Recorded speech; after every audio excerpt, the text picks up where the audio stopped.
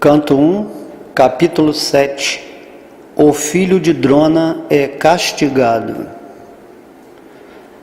Rishi Shaunaka perguntou: ó Suta, aquele grande e transcendentalmente poderoso Vyasadeva ouviu tudo de Sri Narada Muni.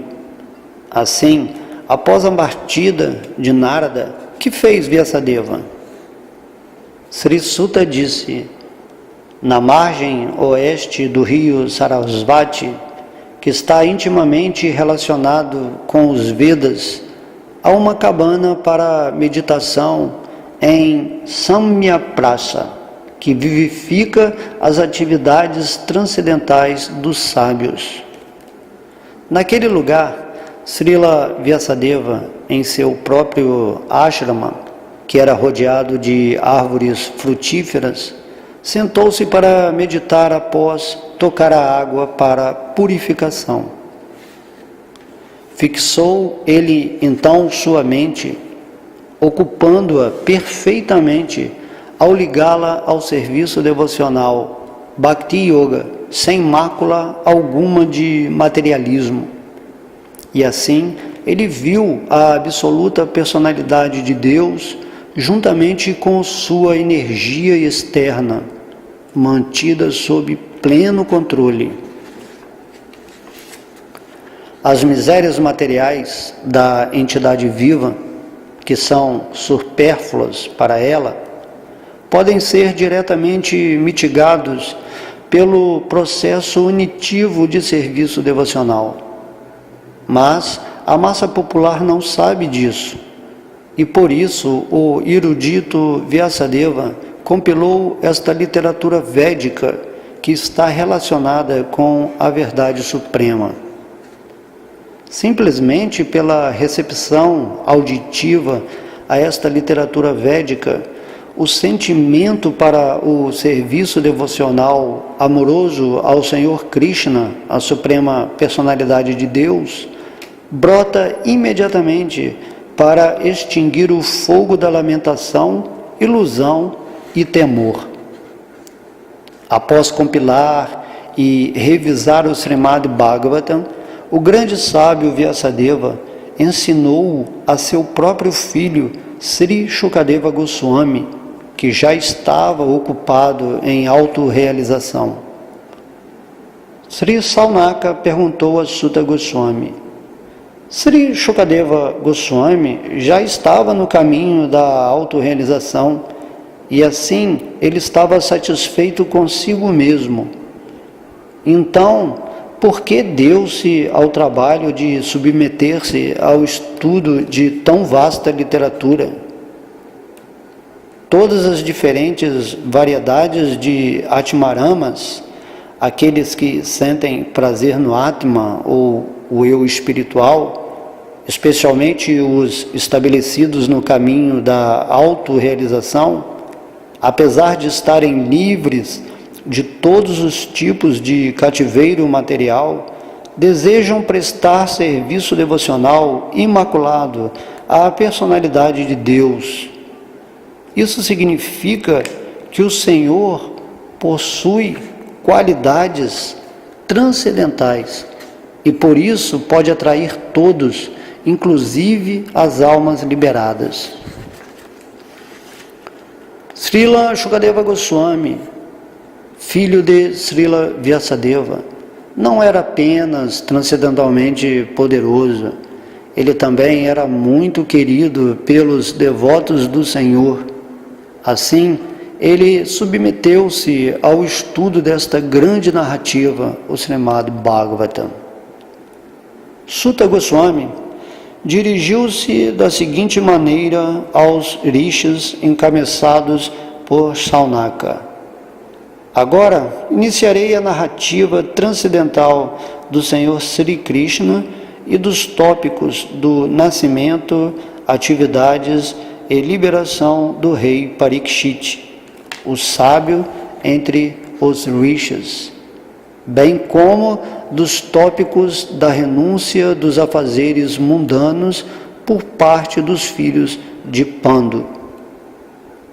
quando os respectivos guerreiros de ambos os grupos, a saber, os Kauravas e os Pandavas, foram mortos no campo de batalha de Kurukshetra, e os guerreiros mortos obtiveram seus merecidos destinos, e quando o filho de Dhritarashtra caiu a se lamentar com a espinha quebrada, tendo sido atingido pela massa de Bhimasena, então o filho de Dronacharya, Ashvatthama, decapitou os 5 filhos adormecidos de Draupadi e entregou-os como galardão a seu mestre, pensando tolamente que ele ficaria satisfeito.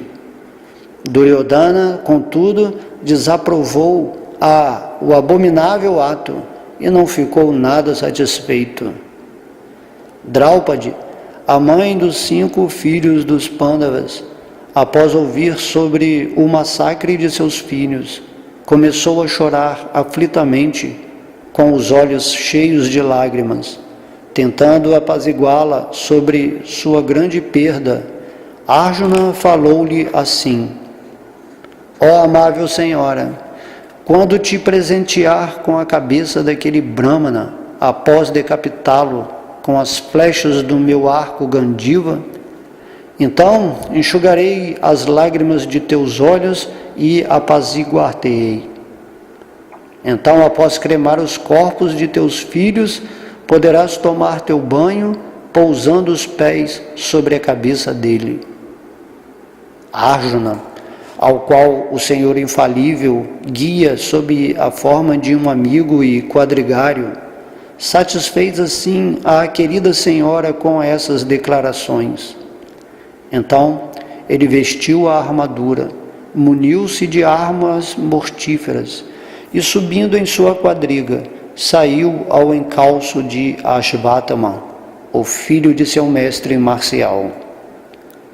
Ashvatthama, o assassino dos príncipes, vendo de longa distância que Arjuna vinha em sua direção com grande velocidade, fugiu em sua quadriga, tomado de pânico, simplesmente para salvar sua vida, assim como Brahma fugiu por temor a Shiva. Quando o filho do Brahmana, Ashvatthama, viu que seus cavalos estavam cansados, ele considerou que não havia alternativa para sua proteção, além de usar sua arma derradeira, a Brahmastra, uma arma nuclear. Uma vez que sua vida estava em perigo, ele tocou a água para santificar-se e concentrou-se no cantar dos hinos para atirar armas nucleares, embora não soubesse como combater tais armas. Nisso, uma luz brilhante espalhou-se por todas as direções. Era tão aterradora que Arjuna pensou que sua própria vida estava em perigo, e assim ele começou a dirigir-se ao Senhor Krishna. Arjuna disse: ó meu Senhor Krishna, vós sois a todo-poderosa personalidade de Deus. Não há limite para vossas diferentes energias. Portanto, somente vós sois competente para instilar destemor no coração de vossos devotos. Todos que estão nas chamas das misérias materiais podem encontrar o caminho da liberação apenas em vós. Vós sois a original personalidade de Deus, que vos expandes pelas criações, e sois transcendental à energia material. Vós rechaçais os efeitos da energia material à força de vossa potência espiritual. Estais sempre situado em bem-aventurança eterna e conhecimento transcendental. E contudo, embora estejais além do limite da energia material, vós executais os 4 princípios da liberação, caracterizados como religião e assim por diante, para o bem supremo das almas condicionadas. Assim desceis como uma encarnação para eliminar o fardo do mundo e beneficiar vossos amigos, especialmente aqueles que são exclusivamente vossos devotos e estão absortos, meditando em vós. Ó Senhor dos Senhores, como é que esta perigosa refulgência está se espalhando em volta de tudo? De onde ela vem? Não entendo isso.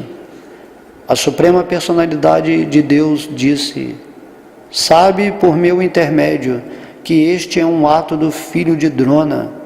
Ele atirou os hinos de energia nuclear, Brahmastra, e não sabe como retrair o fulgor. Ele o fez por sentir-se desamparado, estando temeroso da morte iminente.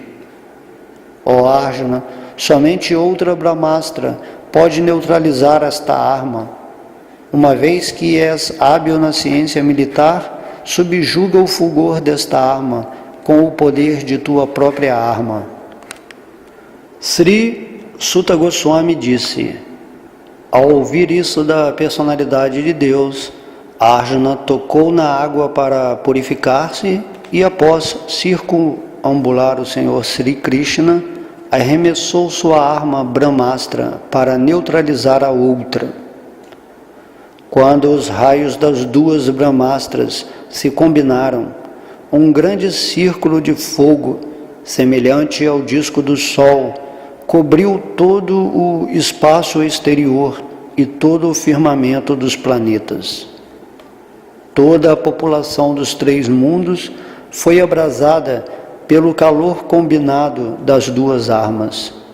Todos se lembraram do fogo Samvartaka, que ocorre no momento da aniquilação. Vendo assim a perturbação da população em geral e a iminente destruição dos planetas, Arjuna retraiu imediatamente ambas as armas Brahmastra, conforme o Senhor Krishna havia desejado. Arjuna, seus olhos ardendo em ira, como duas bolas vermelhas de cobre, prendeu habilidosamente o filho de Gautami e o atou com cordas como se fosse um animal. Após amarrar Asvatthama, Arjuna queria levá-lo ao acampamento militar. A personalidade de Deus, Sri Krishna, observando com seus olhos de lótus, falou ao irado Arjuna. O Senhor Sri Krishna disse: ó Arjuna, não deves usar de misericórdia e soltar este parente de um Brahmana, Brahma Bandhu, pois ele matou meninos inocentes enquanto dormiam. Uma pessoa que conhece os princípios da religião não mata um inimigo que está desatento, intoxicado, insano, adormecido, amedrontado ou desprovido de sua quadriga. Tampouco ela mata um menino, uma mulher, uma criatura tola ou uma alma rendida.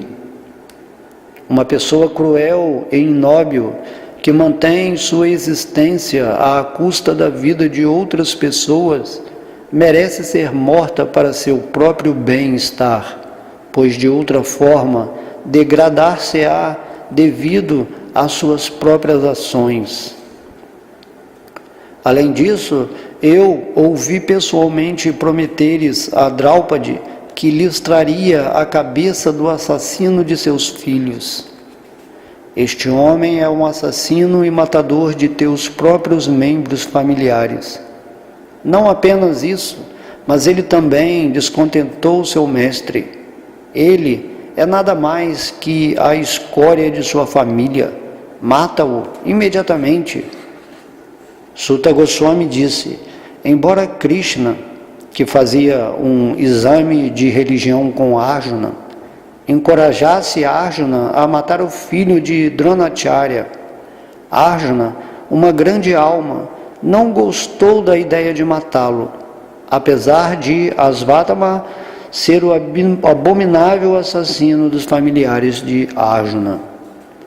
Após chegar a seu próprio acampamento, Arjuna, juntamente com seu querido amigo e quadrigário Sri Krishna, entregou o assassino à sua querida esposa, que estava se lamentando pelos filhos assassinados. Sri Chuta Goswami disse: Draupadi então viu Asvatthama, que estava atado com cordas como um animal e silencioso por ter executado o mais infame assassinato. Devido à sua natureza feminina e devido a ser naturalmente boa e bem educada, ela mostrou-lhe os devidos respeitos que se oferecem a um Brahmana. Ela não pôde tolerar que Asvatthama estivesse atado com cordas e, sendo uma senhora devotada, disse: soltai-o, pois ele é um Brahmana, nosso mestre espiritual. Foi pela misericórdia de Dronacharya que aprendeste a arte marcial de atirar flechas e a arte confidencial de controlar armas. Ele, Dronacharya, certamente ainda existe, sendo representado por seu filho. Sua esposa Kripi não se submeteu ao sati com ele porque tinha um filho. Ó pessoa mais afortunada, que conhece os princípios da religião, não é bom para ti que causes pesar a gloriosos familiares, que são sempre respeitáveis e dignos de adoração. Meu Senhor, não faças a esposa de Dronacharya chorar como eu. Estou aflita pela morte de meus filhos. Ela não precisa chorar constantemente como eu.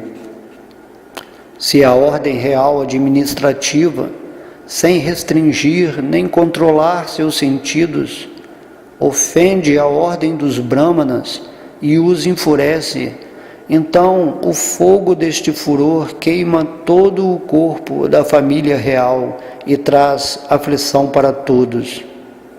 Suta Goswami disse: ó Brahmanas, o rei Yudhishthira apoiou plenamente as afirmações da rainha, que estavam de acordo com os princípios da religião e eram justificadas, gloriosas, cheias de misericórdia e equidade e sem duplicidade.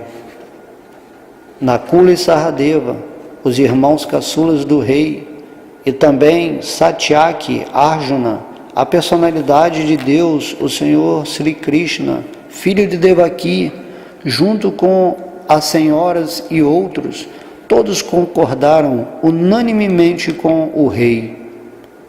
Bhima, entretanto, discordou deles e recomendou que se matasse este réu, o qual, com o temperamento irado e sem nenhum propósito, assassinara as crianças que dormiam, sem nenhuma vantagem, nem para ele, nem para seu mestre. Chatarbhuja, o de 4 braços, ou a personalidade de Deus, após ouvir as palavras de Bhima, Draupadi e outros, olhou para o rosto de seu querido amigo Arjuna e começou a falar como que sorrindo. A personalidade de Deus, Sri Krishna, disse: o amigo de um Brahmana não deve ser morto, mas se é um agressor, ele tem de ser morto. Todas essas regras estão nas Escrituras e deves agir de acordo com elas. Tens de cumprir tua promessa à tua esposa e também deves agir para a satisfação de Bhimacena e de mim.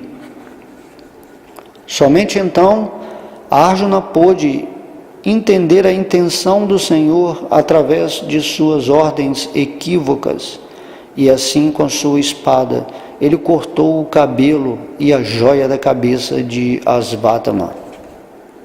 Ele, Asvatthama, já perdera seu lustre corpóreo devido ao infanticídio, e agora, sobretudo, tendo perdido a joia de sua cabeça, ele perdera ainda mais força. Assim, ele foi desamarrado e expulso do acampamento. Cortar o cabelo de sua cabeça, privá-lo de sua riqueza e expulsá-lo de sua residência são as punições prescritas para o parente de um Brahmana. Não há preceito para matar o corpo. Depois disso, os filhos de Pando e Draupadi, cheios de pesar, executaram os devidos rituais para os corpos mortos de seus parentes.